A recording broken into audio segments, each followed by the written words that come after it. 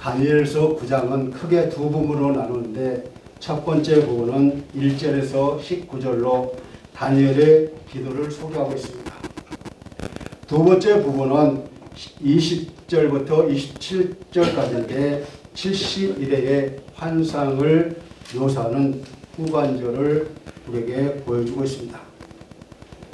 오늘 우리가 읽은 본문은 이스라엘이 바벨론의 포로로 있을 때를 배경으로 하고 있습니다.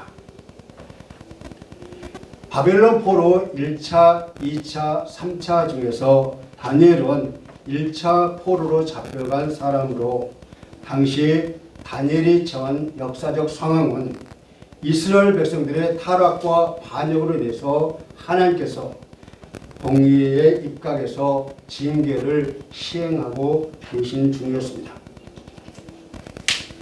왜냐하면 이스라엘의 지난날의 죄악이 너무나도 심각했기 때문입니다. 유다 전역의 우상 숭배로 물들었으며 도적의 소굴과 같이 변했던 것입니다. 그래서 하나님은 아스르와 바벨론을 도구로 사용하여 멸망시킬 수밖에 없었던 것입니다. 다리오 왕 원년에 다니엘이 예레미야서를 보다가 거기서 뜻밖에도 바벨론 포로로부터 70년 후에 회복된다는 그 약속의 말씀을 발견하게 됩니다. 깜짝 놀란 다니엘은 이러한 사실을 알고 진정한 회개만이 이스라엘을 포로로서 귀환시킬 수 있음을 깨닫고 금식하며 자기 민족들을 위해서 민족들의 죄를 회개하고 주의 은총을 간구했던 것입니다. 다니엘은 비록 자신은 하나님 앞에 한 점 부끄러움이 없다고 할지라도 민족에 대한 연대감, 민족의 죄에 대한 연대감 때문에 철저하게 통회한 것입니다. 일반적으로 사람이 자기 개인적으로는 바르게 행하는 것 같으나 국가의 위기를 당하면 자기만 살려고 도망갈 수도 있습니다. 때로는 사람들이 나쁜 짓을 하는 줄 알면서도 공동체의 일원으로서 살아가 남으려고 나쁜 짓에 동의할 때도 있다는 것입니다. 이런 개인이 국가를 해롭게 만듭니다. 이런 사람이 국가를 어렵게 만든다는 것이죠. 그러나 바른 사람은 자신이 바르게 살려는 의지와 행동을 보일 뿐만 아니라 공동체가 바르게 가도록 힘써야 한다는 것입니다. 이처럼 다니엘은 국가와 자신을 동일시해서 국가의 고통을 보고 슬픈 눈물로 하나님께 기도한 것입니다. 우리는 오늘 본문을 통해서 때가 되었을 때 아픔 중에 회개하는 기도를 들으시고 마음을 돌이키신 하나님의 사랑을 함께 살펴보면서 은혜 받는 시간이 되시기를 간절히 소원합니다. 첫 번째로 기도할 상황을 알려주신 하나님이십니다. 우리는 살아가면서 하나님의 명령을 어기는 때가 참 많이 있습니다. 그래서 하나님은 이스라엘 백성들에게 하나님의 말씀에 순종하면 복을 주시고 불순종하는 사람에게는 징계하겠다는 그런 말씀을 하셨음에도 불구하고 많은 사람들이 하나님을 외면하고 제갓길로 갔다는 것입니다. 자기 마음대로 살아갔다는 것입니다. 결국 그 결과로 국가는 망하게 되었습니다. 남유다가 바벨론에 의해서 멸망하고 포로로 잡혀간 사람들이 70년 동안 돌아오지 못했습니다. 70년이 지나야 비로소 포로들이 돌아올 수 있다고 하나님이 예레미야 선지자에게 약속하셨던 것입니다. 바벨론이 망하고 페르시아가 새로 등장할 때 70년의 연수를 깨달은 사람이 있었습니다. 바로 그 사람이 오늘 본문에 나온 다니엘입니다. 느부갓네살 왕이 이끄는 바벨론 제국이 남유다를 침공함에 따라서 다니엘이 BC 605년에 바벨론으로 포로로 끌려가서 고레스 3년인 BC 536년까지 약 70년간 활동했던 사람입니다. 이후 바벨론 제국이 메대와 바사 연합군에 의해서 멸망하게 됩니다. 메대와 바사에 의한 새로운 제국이 세워질 때 다니엘은 전국을 통치하는 3명의 수석 총리 중에 한 사람이 되었습니다. 다니엘과 이스라엘 백성의 포로 생활이 68년째 접어들었던 그때에 다니엘은 예레미야서의 말씀을 보면서 하나님의 말씀을 기록한 책을 읽으면서 바벨론 포로가 70년 만에 마칠 것을 알게 되었습니다. 이미 이스라엘 백성들은 1차 포로 기간이 이루어진 상태였고 앞으로 이스라엘 포로 기간이 2년 정도밖에 남은 상황이었습니다. 하나님의 심판의 때가 거의 끝나가고 이제 회복의 여명이 비추기 시작한 때였습니다. 그러니 그 예언을 읽으며 다니엘의 심장은 얼마나 두근두근 했을까요? 당시 포로 상황 속에서도 다니엘은 페르시아 제국의 총리라는 높은 위치에 있었기 때문에 포로에서 귀환하도록 간절히 기도해야 할 특별한 이유가 없기 때문에 다니엘이 기도하지 않아도 됐습니다. 얼마든지 그 현실에 자기가 안주할 수 있었던 것이죠. 그런데 예레미야서의 그 예언을 읽고 70년의 정해진 기간이 되면 다시 예루살렘으로 귀환할 것이라는 이 말씀을 깨달은 다니엘은 어떠한 반응을 보이고 있었을까요? 성령님이 다니엘에게 마음의 감동을 주셔서 개인적인 평안함보다는 하나님의 백성을 향하여 하나님이 말씀하신 그 약속이 이루어지는 것이 더 중요하다고 깨달았던 것입니다. 그래서 하나님께서 이스라엘의 포로 귀환을 위해 기도하기로 결심했습니다. 본문 3절을 다 같이 읽겠습니다. 3절입니다. 시작. 내가 금식하며 베옷을 입고 죄를 덮어쓰고 주 하나님께 기도하며 간구하기를 결심하고. 아멘. 이 모습은 특별한 개인적, 국가적 사건에 대한 히브리인들의 전형적인 기도의 모습으로 베옷과 죄는 슬픔과 회개를 상징하며 다니엘이 자신의 죄와 백성들의 죄에 대해서 깊이 슬퍼하고 있음을 보여주고 있습니다. 다니엘의 이와 같이 일상적인 기도의 틀을 벗어나 본격적으로 동족의 구원을 위해 특별한 기도를 하게 된 계기는 하나님이 다니엘에게 기도할 상황을 알려주셨기 때문입니다.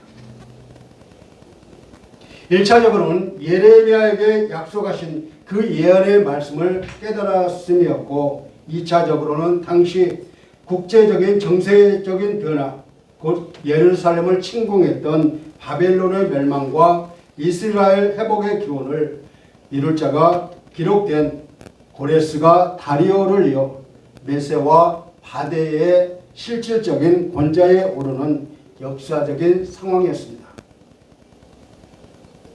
다니엘은 이와 같이 말씀과 국제정세에 비추어서 예레미야의 예언이 완전히 성취될 것을 임박했음을 알고 구원의 전제가 되는 유대 민족의 회개와 돌이킴을 위해서 중보 기도를 드린 것입니다. 두 번째로 진노와 회복을 계획하신 하나님이십니다.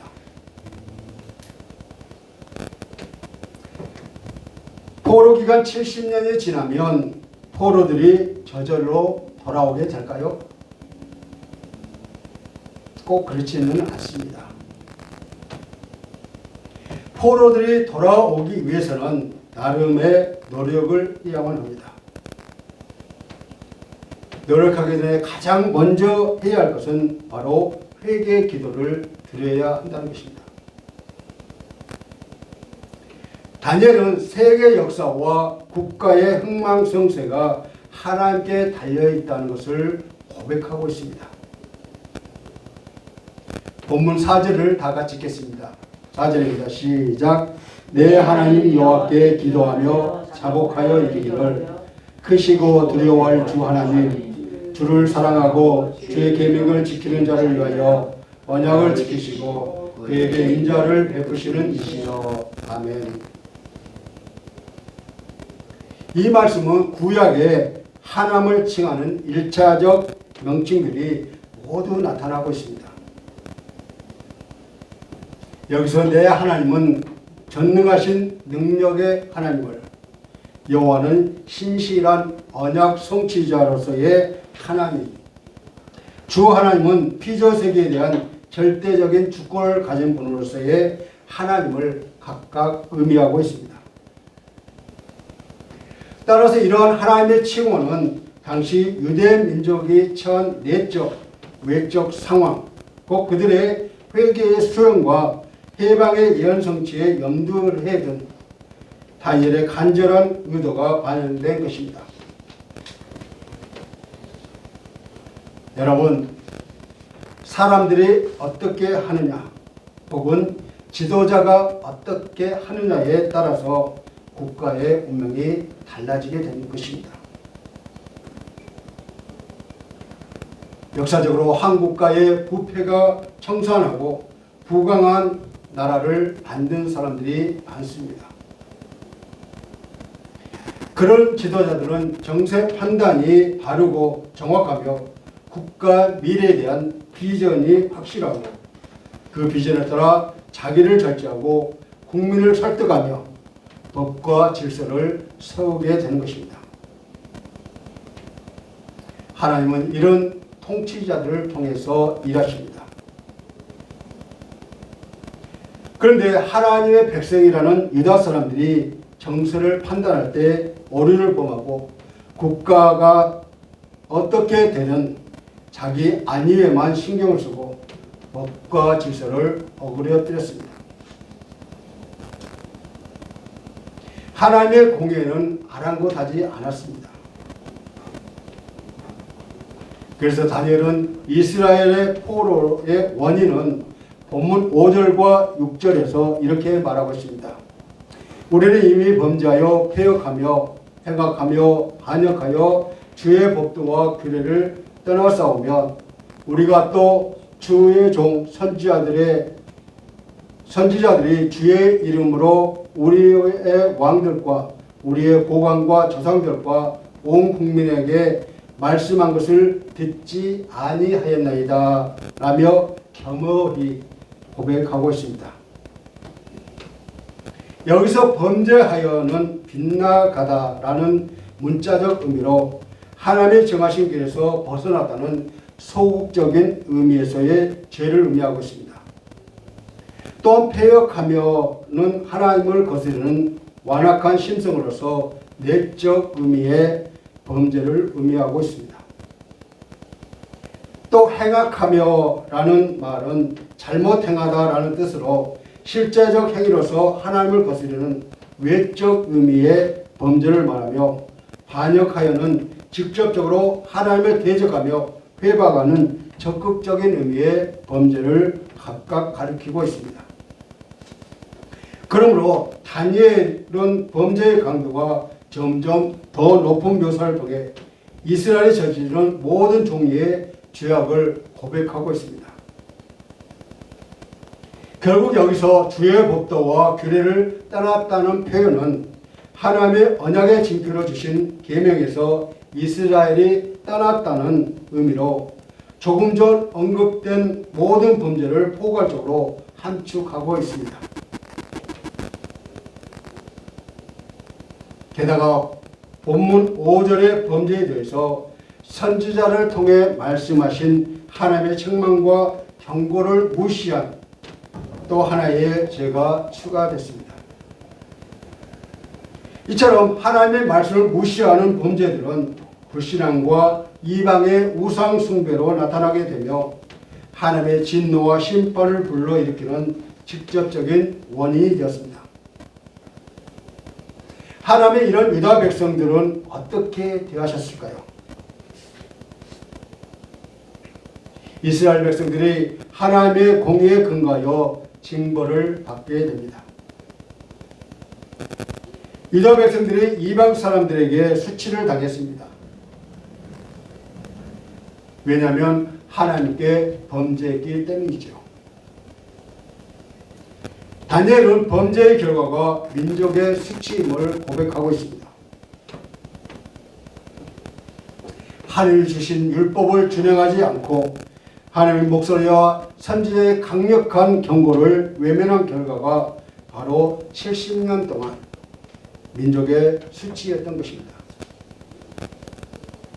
그러나 하나님은 70년이 찼을 때 유다 사람들이 고향으로 돌아갈 것을 알려주셨어요. 하나님은 진노하셨지만 동시에 회복도 계획하셨던 겁니다. 세 번째로 율법에 기록된 대로 이루신 하나님이십니다. 율법은 유다 사람들이 살아가는 그러한 기준이 되었습니다. 하나님의 백성들에게 살아가는 기준을 제시하셨는데 기준을 지키면 하나님의 은총을 입지만 기준을 어겼을 때는 하나님이 책망하고 진노하십니다. 그렇다면 진노를 어겼을 때 진노하시는 하나님은 과연 사랑이 없으신 분이실까요? 그렇지는 않습니다. 기준을 제시하는 것 자체가 사랑의 은혜였습니다. 백성들에게 사랑받고 은혜받을 조건을 제시하고 그 조건대로 살아가라는 하나님의 호의입니다. 그런데 사람들은 하나님의 은혜를 무시하고 율법의 기준들을 무시했습니다. 하나님이 율법에서 불순종하는 사람들을 향한 저주를 말씀하신 적이 있었는데 다니엘은 자기와 자기 민족이 지은 죄로 인해 민족의 고통이 하나님의 말씀대로 큰 재앙이 임했음을 말하고 있습니다. 본문 13절을 다 같이 읽겠습니다. 시작. 모세의 율법에 기록된 대로 이 모든 재앙이 이미 우리에게 내렸사오나 우리는 우리의 죄악을 떠나고 주의 진리를 깨달아 우리 하나님 여호와의 얼굴을 기쁘게 하지 아니하였나이다. 아멘. 모세의 율법에 기록된 재앙은 신명기 28장에 순종하여 받는 복과 불순종하여 받은 저주입니다. 다니엘은 하나님이 말씀하신 재앙이 이미 민족에게 내렸으므로 이제는 죄악에서 떠나고 하나님의 진리의 말씀을 깨달아야 함을 밝히고 있는 것입니다. 그런데 백성들은 하나님의 은총을 구하는 가장 기초적인 신앙의 행위조차 하지 않았다는 말입니다. 이로써 긍휼과 사유하심이 많으신 하나님께서 그들을 도우실 수 있는 길을 그들 스스로 완전히 차단하고 있었던 것입니다. 여러분, 주님은 우리가 하나님 앞에 범죄할 때에 먼저 작은 매로 때리시는 것을 알 수 있습니다. 그것은 무엇을 원하시는 것일까요? 죄악에서 떠나고 주의 진리를 깨달아 우리 하나님의 얼굴을 기쁘게 하는 것을 원하고 계십니다.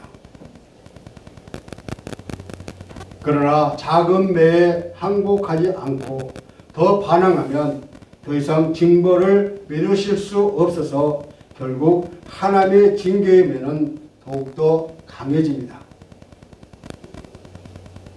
본문 14절 전반부를 보면 여호와께서 이 재앙을 간직하여 두셨다가 우리에게 내리게 하셨사오니 라고 다니엘이 고백합니다. 이것은 유다 백성들의 회개를 기다리며 재앙을 미루었다가 더 이상 회개할 수 없는 그 지경을 넘어서는 순간 징벌을 더 이상 미룰 수 없어 결국 하나님이 그의 백성들에게 징벌을 내리게 되셨다는 것입니다. 그러므로 다니엘은 하나님의 진노를 불어일으킨 것은 하나님의 은총이 부족했기 때문이 아니라 유다 백성들이 악했기 때문이라는 것을 강조하고 있는 것입니다. 이처럼 우리 주변에 보면은 어떤 사람은 고통을 당할 때 자기의 잘못을 모를 뿐 아니라 공동체의 집단적 타락이 있었던 것도 모르고 있기 때문이죠. 반면에 의식이 있는 사람, 깨인 사람은 자신의 잘못을 알고 공동체의 잘못도 깨닫습니다. 깨달으면 돌이킬 수가 있습니다. 네 번째로 기도를 듣고 돌이키는 하나님이십니다. 다니엘은 하나님의 돌이킴과 미래에 이루어질 복을 알고 있습니다. 그러면서 계속해서 민족의 죄를 회개하고 있습니다. 70년 동안 참혹한 고통과 수치를 당했는데 그 과정에서 과거의 잘못을 뼈저리게 깨달았던 것입니다. 그래서 죄를 자복한 다니엘이 이스라엘 회복을 위해 구체적으로 기도하고 있습니다. 이제 하나님의 분노가 예루살렘에 떠나기를, 예루살렘을 향해 긍휼을 베풀어 회복해 주시기를 간구합니다. 다니엘이 이렇게 기도를 드린 것은 하나님의 백성이라고 불렸던 이스라엘 백성들이 주위에 있는 민족들에게 수치를 당하고 조롱거리가 되고 있었기 때문입니다. 본문 16절을 다 같이 읽겠습니다. 16절입니다. 시작. 주여 구하옵나니 주는 주의 공의를 따라 주의 분노를 주의 성 예루살렘 주의 거룩한 산에서 떠나게 하옵소서. 이는 우리의 죄와 우리 조상들의 죄악으로 말미암아 예루살렘과 주의 백성이 사면에 있는 자들에게 수치를 당한 일이다. 아멘. 과거 유다 백성들이 자랑스러워하고 동경하던 수도 예루살렘이 하나님의 책망을 받아 폐허가 된 것은 유다 민족의 수치이기도 합니다. 그래서 다니엘은 하나님의 공의로우심을 인정하면서도 백성의 죄로 인한 진노를 거두어 주시기를 간구했던 것입니다. 또 다니엘은 자신의 기도를 들으시고 주를 위하여 주의 얼굴빛을 주의 황폐한 성소에 비추어 달라고 간절히 구하고 있습니다. 다니엘의 기도는 단순한 죄로 인한 고통과 수치에서 벗어나는 것이 아니라 하나님의 영광스러운 이름이 다시 드러나기를 구한 것입니다. 본문 17절을 다 같이 읽겠습니다. 시작. 그러하온즉 우리 하나님이여 지금 주의 종의 기도와 간구를 들으시고 주를 위하여 주의 얼굴빛을 주의 황폐한 성소에 비추시옵소서. 아멘. 다니엘은 계속해서 하나님의 은총이 성소에 머물러 있기를 바랬습니다. 그래서 하나님의 분노가 성전에서 떠나고 주를 위하여 주의 얼굴빛을 주의 황폐한 성소에 계속 비추도록 기도했던 것입니다. 그가 이렇게 기도한 목적은 근본적으로 하나님의 영광을 위한 것이었습니다. 본문 18절에서도 다니엘은 주의 이름으로 일컫는 성을 보시도록 하나님의 긍휼을 의지하며 기도했습니다. 그는 하나님의 용서를 구하면서 자신의 의를 의지하지 않고 오직 하나님의 긍휼을 의지하여 하나님의 신실한 성품을 호소하고 있습니다. 본문 19절을 보면 회복을 위한 다니엘의 기도가 절정을 이룹니다. 주여가 3번 반복됩니다. 이는 다니엘의 간절함을 나타내고 있습니다. 주 자신을 위하여 지체하지 마시고 속히 회복시켜 주실 것을 기도하고 있습니다. 19절을 다 같이 읽겠습니다. 시작. 주여 들으소서, 주여 용서하소서, 주여 귀를 기울이시고 행하소서, 지체하지 마옵소서. 나의 하나님이여 주 자신을 위하여 하시옵소서. 이는 주의 성과 주의 백성이 주의 이름으로 일컫는 바 됨이니이다. 아멘. 다니엘은 중보자라서 하나님의 긍휼을 의지하여 백성들의 죄를 짊어지고 하나님께 나아가 기도했으며 또한 하나님의 명예가 회복되도록 기도했습니다. 그의 기도는 간절하였으며 자기 백성으로 향한 목자의 심정이 충만했습니다. 하나님은 이런 기도를 기뻐하시고 즉시 응답하십니다. 오늘 우리가 읽지 않았지만 20절부터 기도를 응답하시는 하나님의 내용이 기록되어 있습니다. 다니엘이 기도를 시작할 즈음에 하나님이 천사 가브리엘을 바로 보내셨음을 알 수 있습니다. 사랑하는 성도 여러분, 죄악은 우리의 삶을 무너뜨리고 파괴시킵니다. 우리는 이런 사실을 알고도 죄를 짓지 않을 수 없는 연약한 인간들입니다. 그래서 긍휼이 한이 없으신 하나님께서 우리를 구원하고자 그의 아들 예수 그리스도를 이 땅에 보내주셨습니다. 누구든지 예수님을 의지하여 죄사함을 구하면 예수의 십자가의 보혈이 우리를 모든 죄에서 깨끗하게 하십니다. 아무리 큰 죄악도 실수도 잘못도 하나님께 돌아와서 진심으로 회개하고 뉘우치면 자비로우신 하나님은 또 한 번 우리들을 용서해 주십니다. 그러므로 사랑이 한이 없으시고 자비로우신 하나님의 은혜를 오늘도 우리 입술로 찬양하시기를 간절히 소원합니다. 죄를 짓지 않는 것도 중요하지만 죄를 짓고 난 후에라도 그것을 어떻게 해결하는가입니다. 그 해결 방법에 대해서 우리가 알고 있으니 오늘 그것을 실천하시기를 바랍니다. 말씀을 맺겠습니다. 오늘 다니엘의 기도처럼 우리는 이 시대를 바라보면서 다니엘처럼 참회의 기도를 드려야 할 것입니다. 나와 가정 그리고 부패한 교회 및 우리 조국을 위해서 기도해야 할 것입니다. 그리고 우리 기도의 모든 목적은 하나님의 명예와 영광을 위한 기도가 되어야 합니다. 이렇게 기도할 때 다니엘의 기도가 응답받은 것처럼 우리의 기도에도 주께서 회복과 부흥의 역사로 응답하실 것입니다. 오늘 이 말씀과 함께 그리스도와 하나 되어 더욱 말씀과 기도 가운데서 참된 회복의 역사의 주인공들이 되시기를 주님의 이름으로 간절히 축원합니다.